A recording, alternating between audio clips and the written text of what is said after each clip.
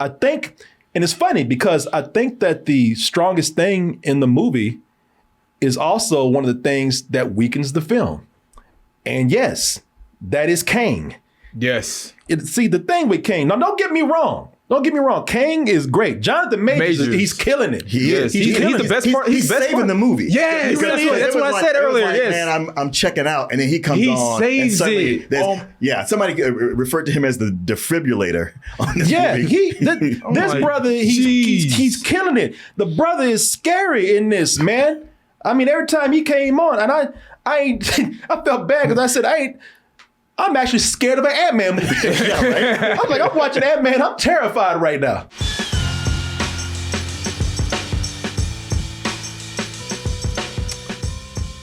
All right, let's go ahead and get into it. What y'all been waiting on right now. A lot of you been waiting on not only the movie, but you've been waiting on this very review right here. So, if you saw the trailer and thought, you know what? This is a much darker Ant-Man. I used to ask myself a lot of questions. Scott, you're at ex-con. Thank you, Spider-Man.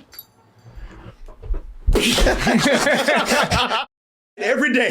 Now you know who I am. Now stop it.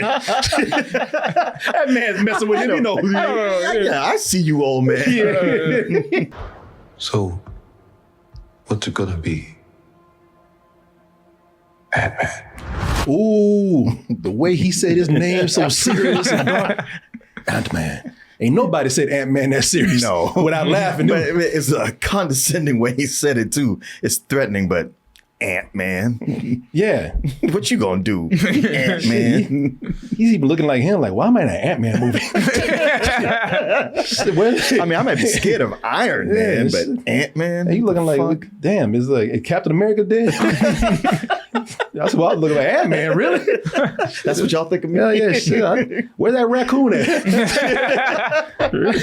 But y'all thinking like, ooh, shit, that ended so dark. That ended so serious. Stakes is high.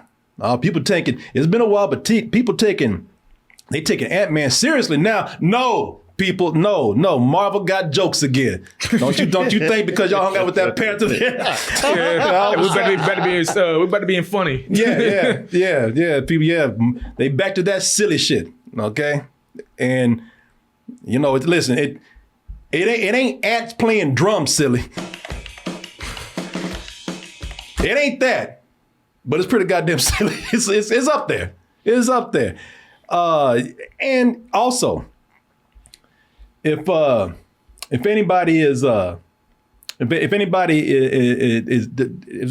disappointed or did not like the comedy stylings of Thor, then this is not going to be your thing either. I don't think. If that last Thor movie, funny you would say that. What's that? I talked to a critic last night who hated the last two Thor movies because they were jokey, and this one he said, "No, this is what I'm talking about." Oh yeah, this is what those should have been. Well, we'll see. We'll see if we agree with this person that you're talking about, because I know there's some people out there who liked Thor: Love and Thunder. You're one of those people, but there's a lot of people who did not like Thor: Love and Thunder. In fact, a lot of people were saying this is one of the disappointing Marvel movies. And I'm just saying, I ain't trying to say you shouldn't like it or not like it or, agree with me. But if you are one of those people who did not like Thor very much, this is probably along the lines of that kind of humor right there. This is Ant-Man, so let's not, come in here and be surprised that this is funny, because ain't nobody taking Ant-Man seriously. Ant-Man could be in a hostage video begging for his life, and we'll still be laughing at his ass. I mean, well, Paul Rudd just has that kind of charm. Even if they were threatening to cut his head off, yeah, he'd make you laugh somehow. Oh, guys, little help here. That guy's crazy. Scott. Yeah, you get me every time, man. If you're tired of the Marvel formula, then you're going to be exhausted after this, probably. I don't know. And all these things I'm not saying are necessarily a bad thing. I can handle the Marvel formula. I know what I'm getting into at this point, to a certain extent. Now, I'd appreciate it if y'all change it up about, after about 5 movies or something. But, I know you do what you got to do.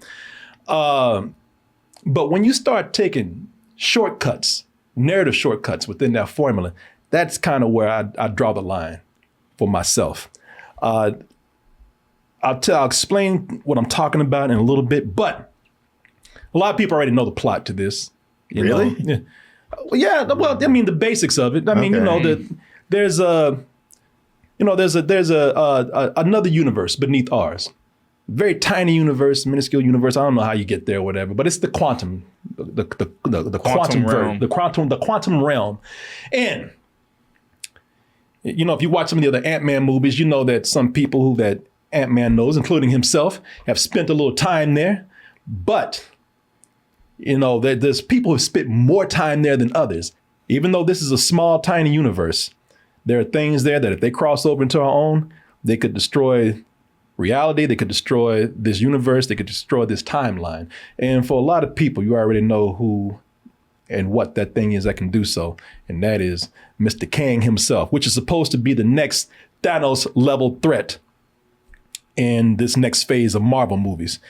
Now, when I'm talking about this movie and talking about that this is the Marvel formula, maybe it's not even a Marvel formula. Maybe this is just the Disney formula. I'm already going to my critique right here. And there are certain things I just did not really like about this movie. And I was looking forward to this film.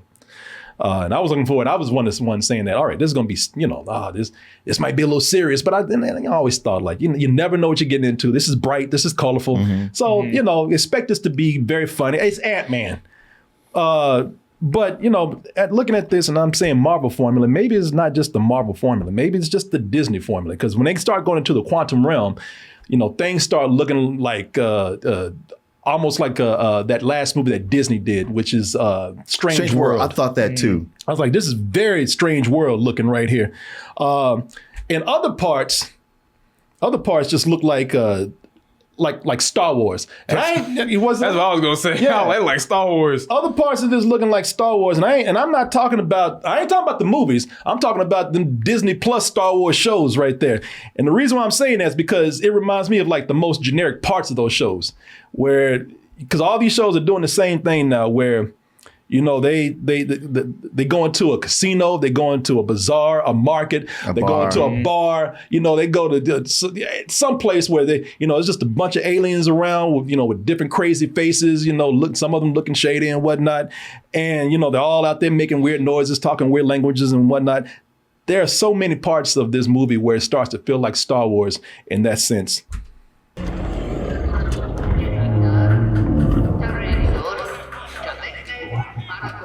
Like if you walked into this and didn't know this was Ant-Man, you think that this was like Obi-Wan on Disney Plus or something. Yeah, it looks like all the spaceports in Star Wars. Exactly, It sure does. Everything we know about life, evolution, our place in the galaxy. Holy, that guy looks like broccoli. Who you call him broccoli? So this is the movie that we're introducing Kang in. Kang and Broccoli Man. Yeah, no. Should just make that the next movie. Kang versus Broccoli Head. I'm not saying that it doesn't look good. Yeah. I'm not saying that, some of the, as silly as they may be, there's a lot of alien designs when they go into, in fact, this whole thing plays out more like Star Trek or Star Wars when they go to the quantum realm than it does a Marvel movie at this point. But they go there and there's, you can see all the different alien designs. I mean, some of this stuff is really inspired. You can tell that the artists had fun. And they got the money to not make them all humanoid. Yeah. Even though the ones that we had to like spend time with, they got arms and legs. Yeah, they got straight human. Yeah, they straight up humanoid up in there.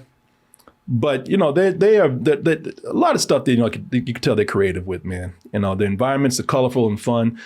Kind of leans more on the younger side of audiences out there. Everything looks very gummy. Yeah. Everything looks like the chewy version of Guardians of the Galaxy. Everything looks like you could eat it. Everything looks like diet smoke up in there. I was watching this and I was looking at all those gummies there and I was like, man, I just oh, you didn't know? You didn't see that? Oh man. Hey, you know, that might be the best way to watch the movie. It probably is. You feel like you're inside one of them. Boy, this could be one of the best advertisements for Diet Smoke, because I just want to eat this movie and just feel good afterwards. Just to tell y'all real quick, man, you haven't heard us talk about Diet Smoke for a while. Yeah, it's been a while. It's been a while, but Diet Smoke, They got a bunch of new flavors. They should do. They got a bunch of new products. Diet Smoke is one of our favorite things around here to talk about, man. Diet Smoke has actually, they've been here with us since the beginning, where they were just making Delta 8 gummies. Mm-hmm. You know, that's the gummies that they call the gummies for beginners. You know, if you don't really go hard with this. It's the gateway. It's the gateway, yeah. If you don't really go hard with this, or if edibles and gummies, you know, especially Delta 9 and above, they get you kind of feeling weird, crazy, tired, you know, babbling, you're out of your mind, you fall asleep, whatever. Delta 8 is a thing for you. But they've also got these new products out here now. They got products with melatonin in it, man, to help you sleep. They got edibles with caffeine in the gummies. Oh, so like you know, if you don't want to slow down, you want to feel good, but you don't, but you got things to do. Yeah. You know? Okay, that sounds like that's for me. Yeah, I actually want to try that. And here's the other thing: for a lot of people who are worried about, hey, look, man, I try these, but I don't know where these are from. I don't mess with things. I don't know where they're from. They are all about quality. They're consistently testing their stuff in labs, and they're always releasing new flavors to keep the experience fresh for people out there. And best of all, if you're having a problem, now here's how you know they've gotten so popular. Now they got a team of people to take care of it. You don't like it? Call them up. Let them know. They got you. They'll fix the problem one way or another. Man, what is this? Yeah. I can't feel my feet. Okay, sir, just calm down. Yeah, we didn't make those gummies.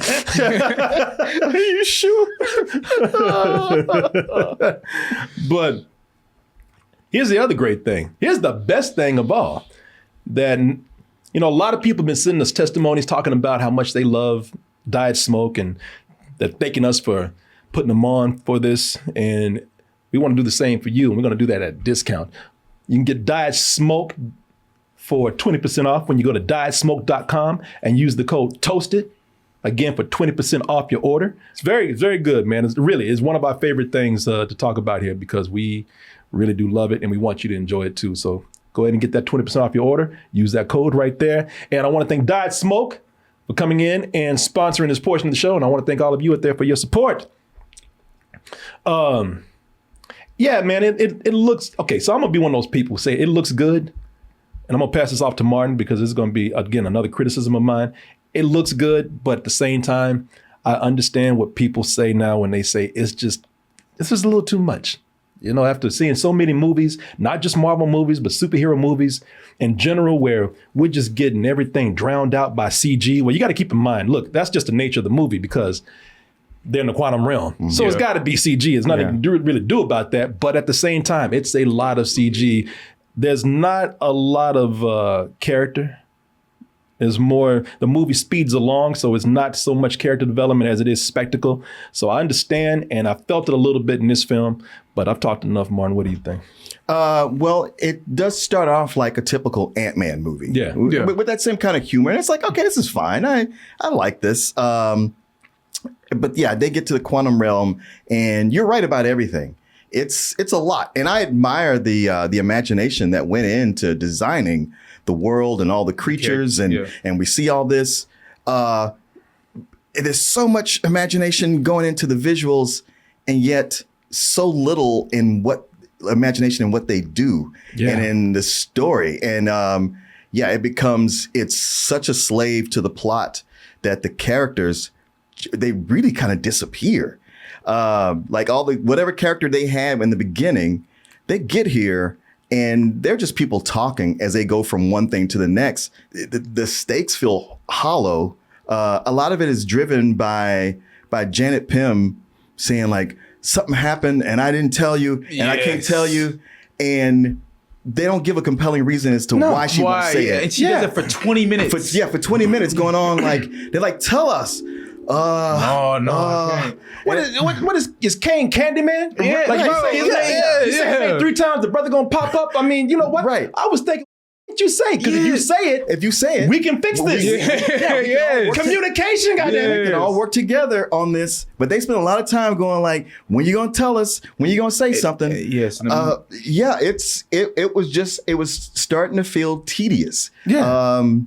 And another thing that makes it feel tedious when I talk about the lack of character is that this suffers from what the Jurassic World Dominion, was that the last one? What was the last one? That's the last one. Where you have too many main characters. You got too many main characters who are not allowed to die.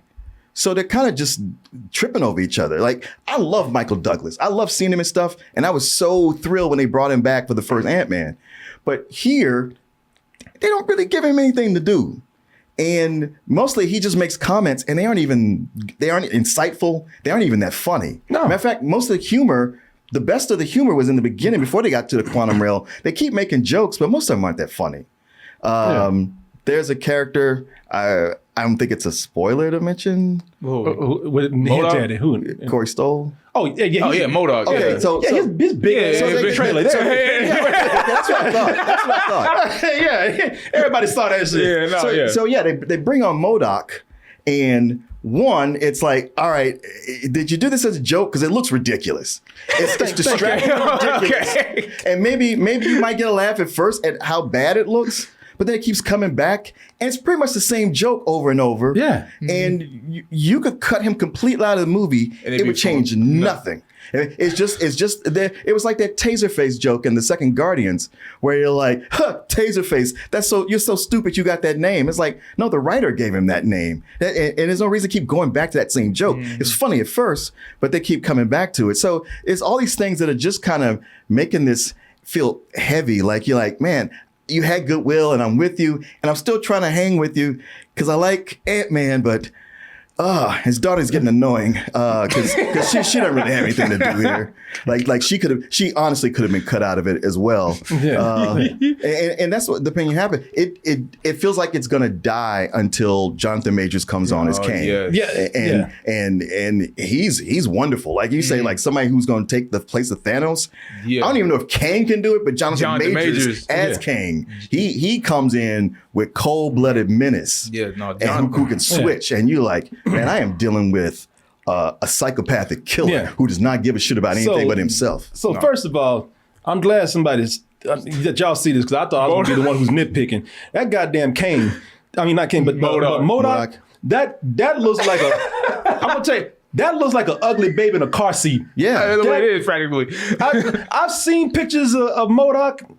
Like, I haven't read a whole lot of comics with MODOK, but I know MODOK can look like a bad when he wants to. I mean, look at these designs. These are cool. These are cool MODOK designs right here.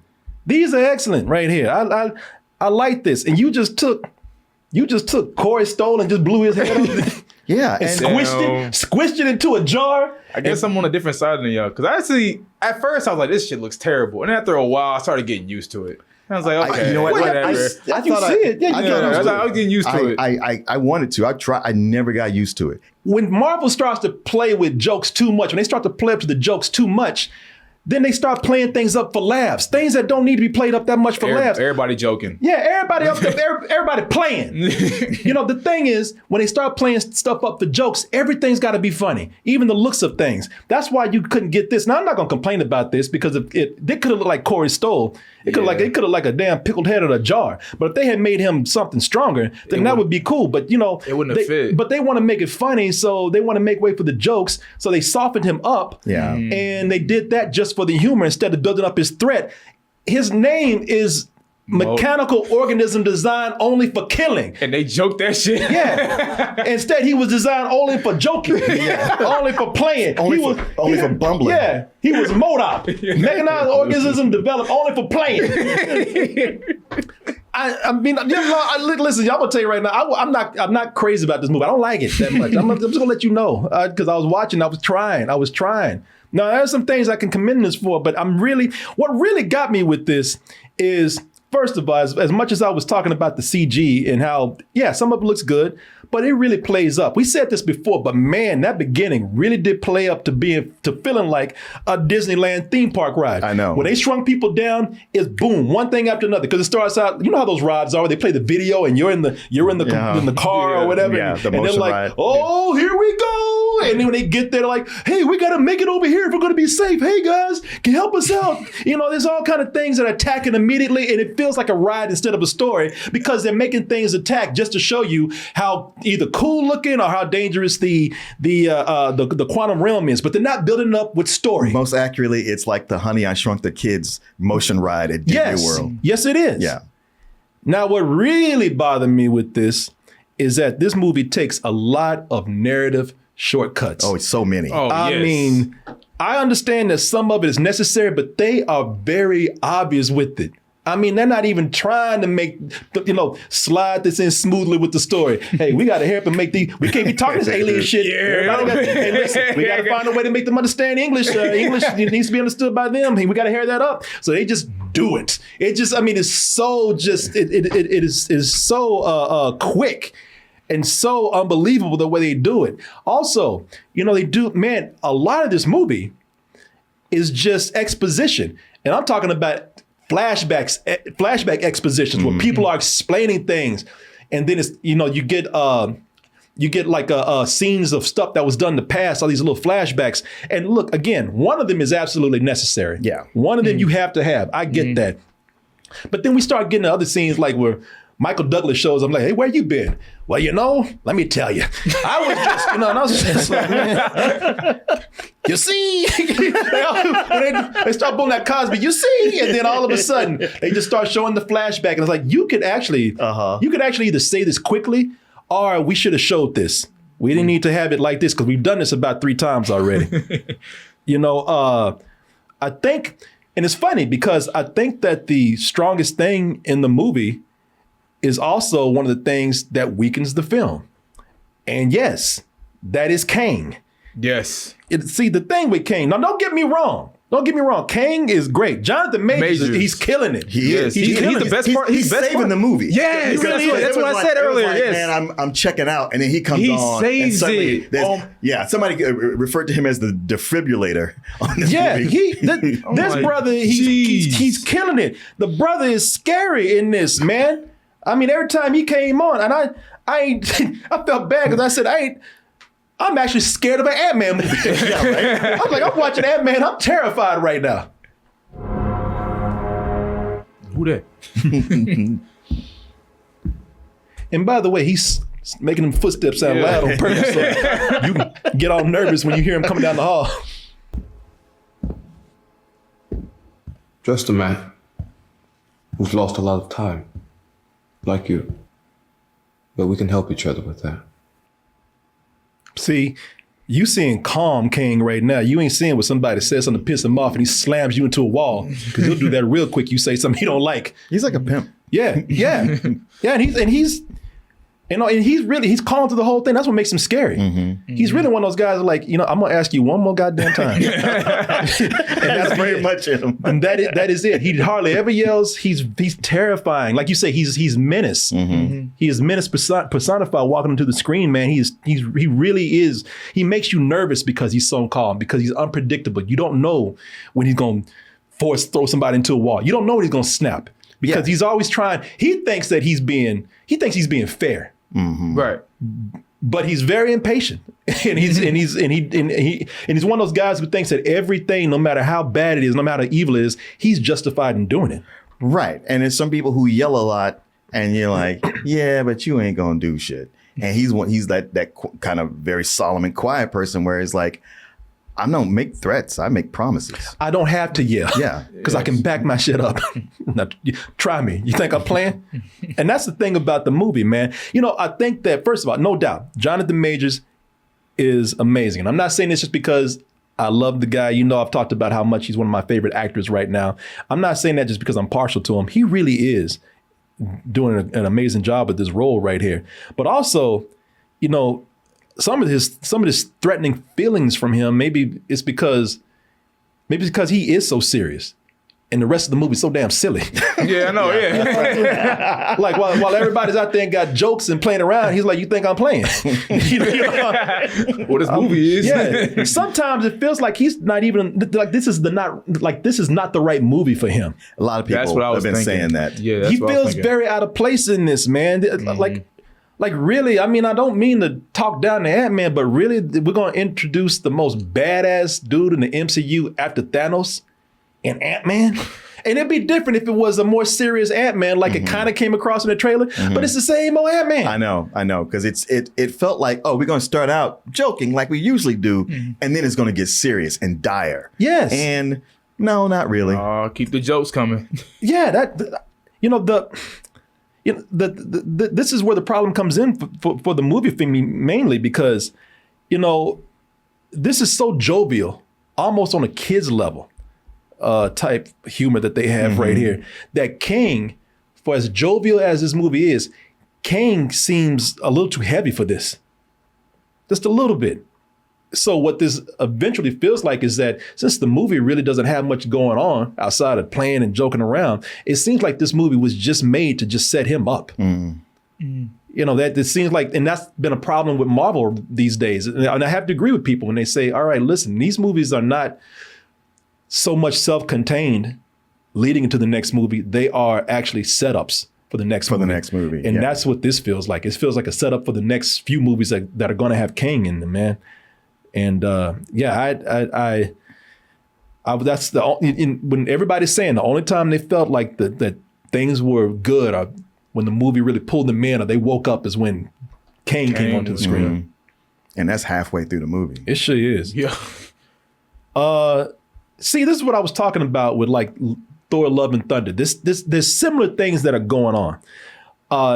So I believe that in my problem with Thor: Love and Thunder is that it was pitched as selling us this very, very this heavy villain, this threatening villain, and humor just derailed all that.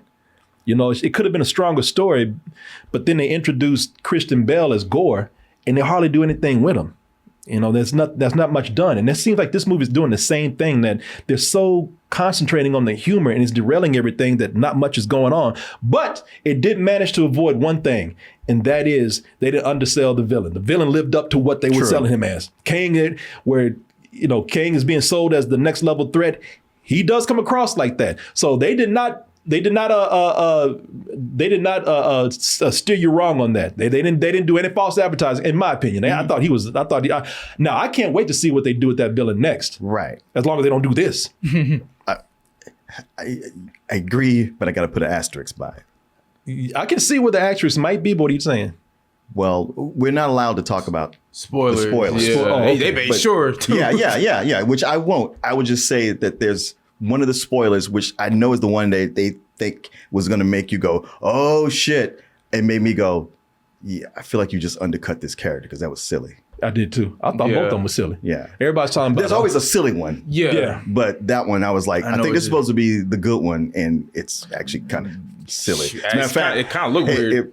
It was almost kind of racist. Yeah. Well, the funny thing is, I couldn't tell which one was supposed to be the good one. Damn. I looked at both of them. I'm like, both these kind of silly to me. Okay. I couldn't, because everybody was telling me, oh, but you know what? If nothing else, those last two stingers, now that's supposed to really seal the deal right there. The CGI on one of them looked bad. Yeah. It like Eternals bad. Yeah. I looked at them both and I said, nah, neither one of them are really getting me. Right. Nah, me neither. Same. Yeah, not doing anything for me right now. So I don't know what people are really talking about. But I want y'all to know that I'm not sitting up here trying to rag on this movie, man, and come in and discredit the things that it might have done well, depending on, your opinion of the film. I think that there's some things that it did do pretty well. Even if briefly. Of course, Paul Rudd is funny. Paul Rudd's always charming. But the beginning of the movie, before we enter the quantum realm, that's where the movie, I think, captures actually the best parts of both Ant-Man movies. And the reason why is because, they focused on characters. This is before we get overwhelmed by special effects. Yeah. This is before we get overwhelmed with jokes that are written just to get a cheap laugh, not written to actually enhance the characters. There's a lot of scenes before they get to the quantum realm where these characters are spending a lot of time with each other. And all the humor feels natural, man, because it's not stopping to tell a joke. These people, the jokes come from the interaction these people have with each other. You know, I promised your mom that you would only use this stuff when one of us was around. I was just happy to meet a raccoon who could talk.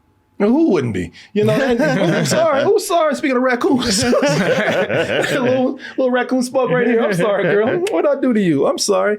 Yeah, you know. She better be glad Ant-Man wasn't my daddy, because making that comment would have been.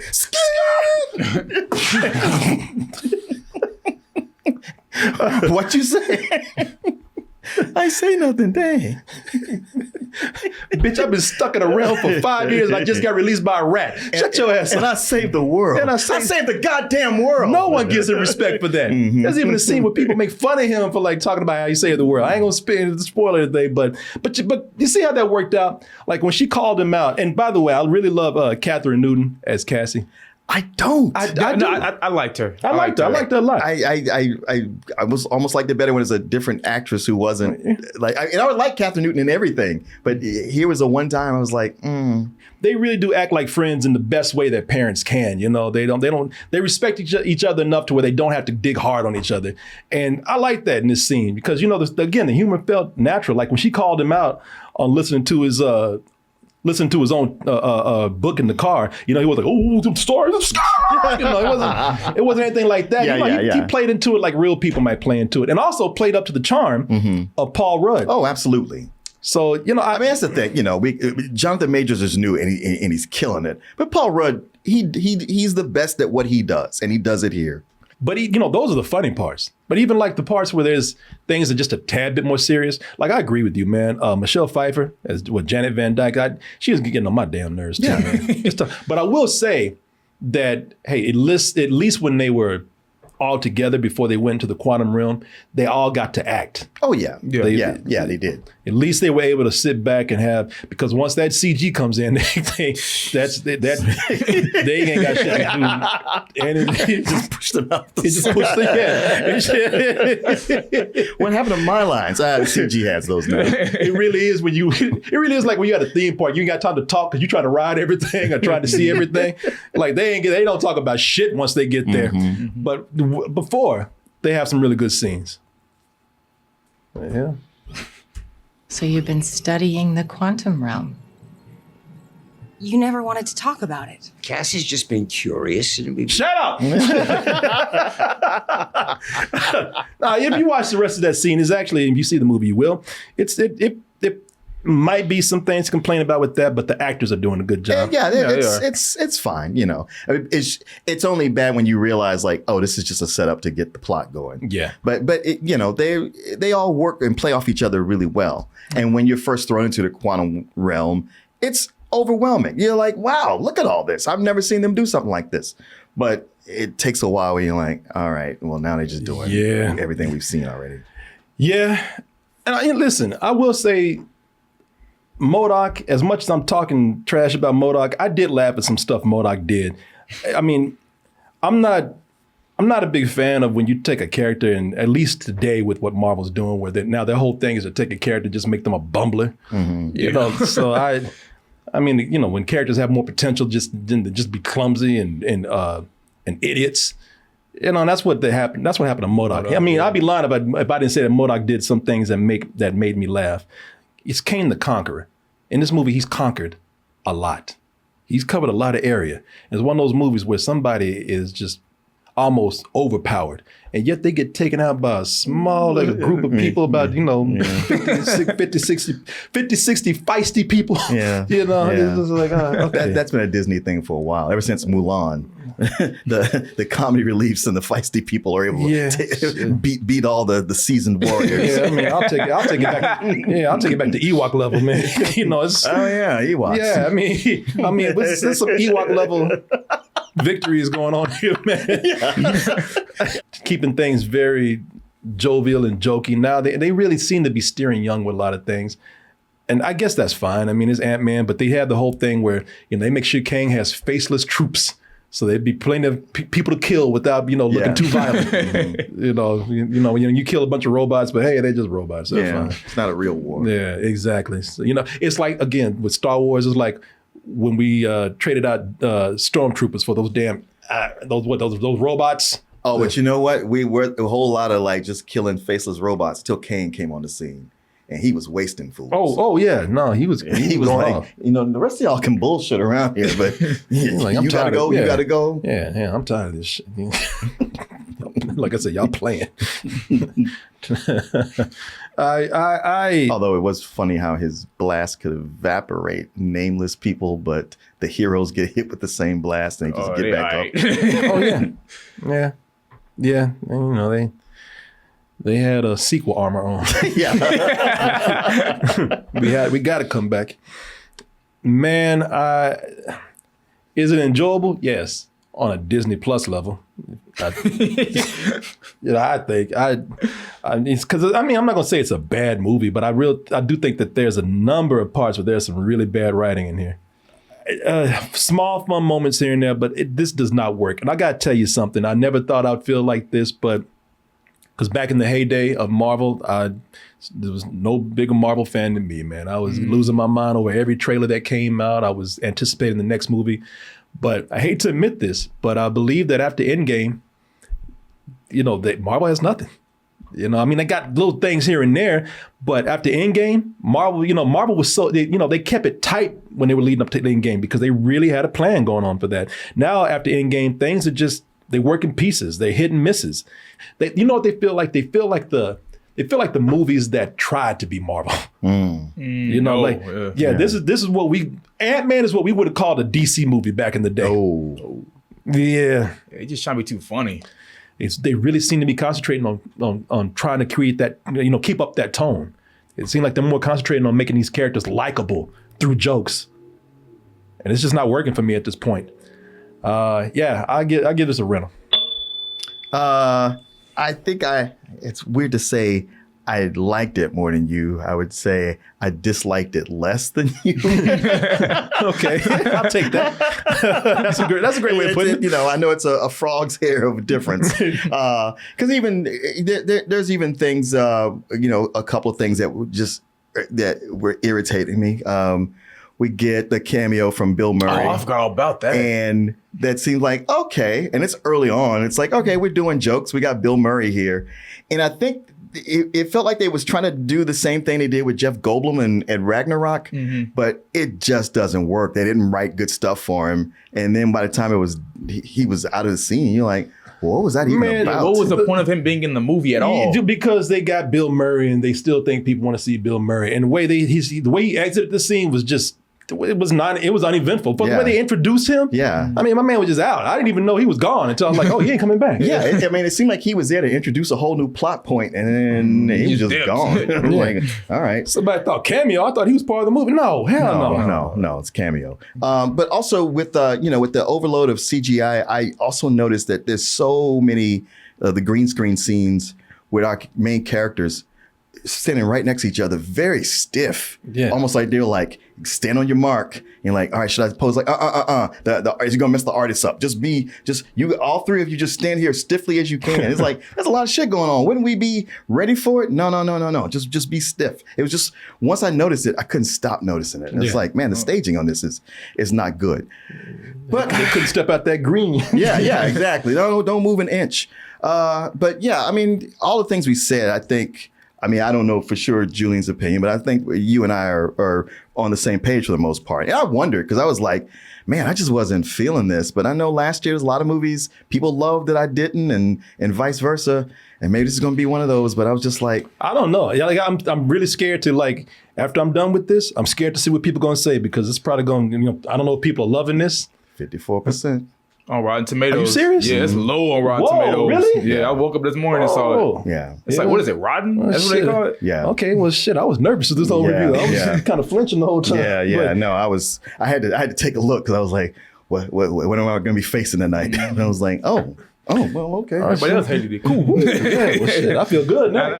No, but you know, like you say, in parts, it was an enjoyable adventure. It was fun to go to the quantum realm at first. It's just we spent too much time there, and it wasn't as interesting as we thought. But then Kang comes in, and he's really quite amazing. Like you said, it's not overhyped, and as long as he's on screen, it's working. And from the first half, he's on there a lot. So I came in, man, I was like, rental, low matinee.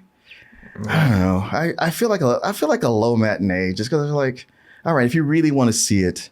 And it's like I said, I talked to 2 dudes who came out and they loved it. Yeah. They were so like, man, I loved it. What'd you think? And they were like, Peyton Reed's such a great director. And I was like, I think Peyton Reed he's okay. He's not quite a hack, but I don't know he's done anything amazing. But yeah, man, I was ready to give this a low matinee, but you mentioned in Disney Plus and all. I was like, that would be the perfect place to watch. It feels like a Disney Plus show, not movie, show. Yeah. You better than me because I really don't like this. You know what I mean? I'm being nice saying it rental, because I just think it's written pretty bad. But at the same time, as you said, in all fairness, some good qualities in there that you cannot overlook. You got to be fair. So yeah, but anyway. Yeah, I ain't said too much. It's the best thing at the Black Adam. Okay. I'll just say, I'll just start like this. I was supposed to record my review last night, and I didn't because I was such in a bad state of mind. I was like, did I really, really hate this movie as much as I thought I did? And I woke up this morning and I I did hate it. I was like, I had tickets to see this thing again on Thursday night. I got my money back. I was like, this movie ain't it. Like, for real. The only thing that saves this movie is Kang. And I think they hold Kang back a lot too, if you think about it. Yeah, they do. Yeah, they hold him back. And Jonathan Majors' performance, it's what carries the movie. It's what makes me say, like, all right, if I was to go see this again in a theater, it'd be because of him, not anything else. I think the CGI here looked terrible in some instances. Parts. Yes, it looked cheap, but just everything else here just seems so flat, and it gives me no reason to say. But just go see this on Disney Plus. Honestly, just wait for it to hit Disney Plus. You don't need to go see this in no theater unless you just want to see it because you're just a Marvel guy. But yeah, there was nothing to me that I really, really enjoyed here except for Jonathan Majors as Kang. It'd probably be some more bullshit if it wasn't for him. But I give it a high rental. High rental? He saves the movie. He likes him that much. Yeah, okay, no, okay. I love Jonathan Majors in this movie. Where you start I know. Man, I got to be the bad guy. I'll give it a rental, and he will give it a rating better than us. I'll give it better than you. I didn't give it better than Martin. Oh, that's true. That's true. Both of y'all the same. Yeah. No, this needs to be around Disney Plus. Yeah. Man, it's a damn shame when I'm watching a Marvel movie and I think I'm looking at a Star Wars show.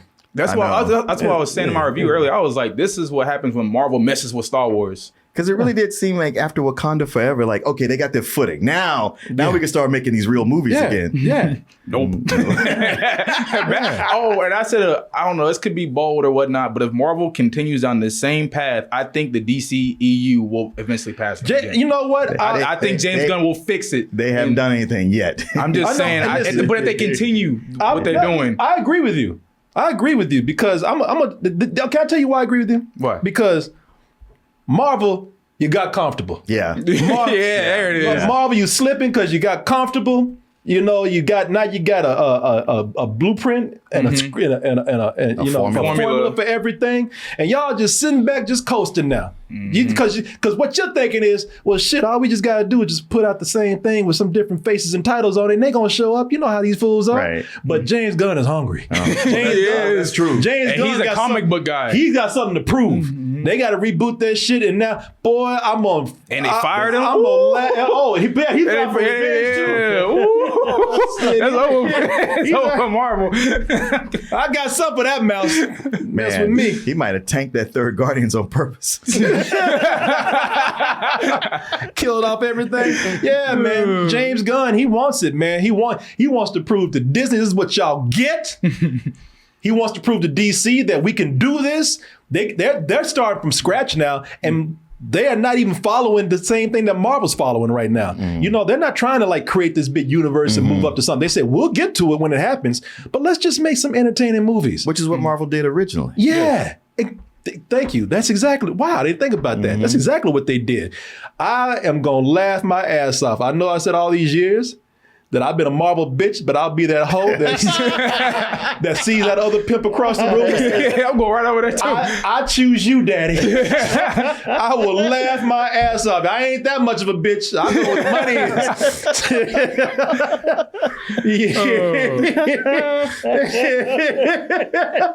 I will, boy, I would, you know, in a way, I kind of want to happen. Yeah, me too. I wanted to. Humble Marvel. Yeah, because that'll make Marvel go, oh shit, we got to get our shit together. Yeah. Ain't nothing like competition. Right. To create quality out there. You know, and another quick thing. This ain't no spoiler, nothing like that. But the way they hype up Kang in this movie, like he was the worst one. You know, that's what they say. It's like, this is the worst one. Yeah. He's kind of watching the movie. You're like, I don't know. I don't know, man. I don't know about all that. I don't know about you, but yeah. You talking that because he ain't here. No, look, I can't spoil nothing. But I was like, he kind of look weak here.